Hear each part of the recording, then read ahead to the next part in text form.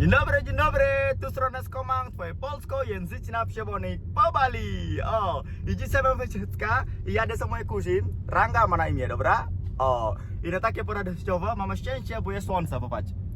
O, troszkę chmura, ale jest sens, bo mnie wycieczka. I zawsze mam Bali przed idziemy do wycieczka, musimy zostawić, dary. Nazywa się Canang, dobra? I popatrz. Jest pieniądze nawet u góry, zarówno kolor kwiatek, dobra? Czyli te dary będziemy zostawić na nasze auto i będziemy zabierać błogosławieństwo od Bóg i patronów, dobra? Żeby mamy szczęście, żeby nie ma złodzieja na drogę, prawda? Takiego, okej?